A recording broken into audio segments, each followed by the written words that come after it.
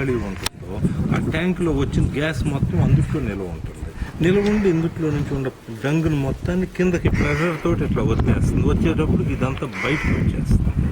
అట్లా ఆ గ్యాప్లో అంటే పైన ఈ 8 స్క్వేర్ మీటర్ల ఒక సుమారు 8 స్క్వేర్ మీటర్లలో గ్యాస్ అక్కడ నిలబడి ఉంటుంది. మనం ఈ గ్యాస్ వాడుకునే కొద్దికి ఈ స్లర్రీ పైకి వస్తూ ఉంటుంది. స్లర్రీ పైకి వచ్చి స్లర్రీ ప్రెషర్కి ఇది గ్యాస్ మనకి బయటకు వచ్చేస్తూ ఉంటుంది. వాళ్ళు మొట్టమొదటి ఇట్లా పెట్టేయడానికి డైరెక్ట్గా షెడ్లో నుంచి పెట్టేదానికి కూడా ఇట్లా పెడితే రాదు, నీళ్ళు ఎక్కువ అవుతాయి, అది ఎక్కువ అవుతాయి, ఇది అవుతుంది కాదన్నారు. దాన్ని ఎట్లాగో మనం రెగ్యులేట్ చేసుకోవచ్చు అనే ఉద్దేశంతో రోజు ఎత్తటం పొయ్యటం ఇదంతా కలపటం ఇదంతా కాదని చెప్పేసి డైరెక్ట్గా ఇట్లా పెట్టుకున్నాం.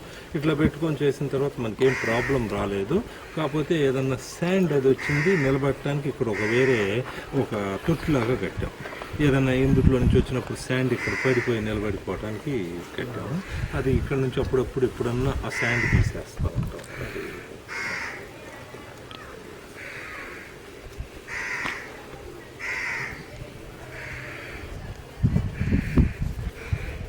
అప్పుడు మీరు 70 ఆవులు ఉన్నప్పుడు కూడా ఈ గ్యాస్ని స్టోర్ చేయడానికి అది ఎంతంటే కొంత స్టోర్ అయ్యింది. తర్వాత ఏమవుతుందంటే బుడగలుగా ఇన్లెట్ అవుట్లెట్ నుంచి ఎస్కేప్ అయ్యి అంటే నేనేమన్నా అంటే ఫామ్ అయిన తర్వాత గ్యాస్ని తీసుకుని మనం లేదండి. ఇప్పుడు ఆ స్టోర్ ఈ మీటర్ ఖాళీ ఉంటుంది చూసారా, ఈ గ్యాస్ అయిపోయింది అనుకోండి ఇదంతా కింద నుంచి డంగ్ ఇట్లా పైకి నిండుకుంటా వస్తుంది.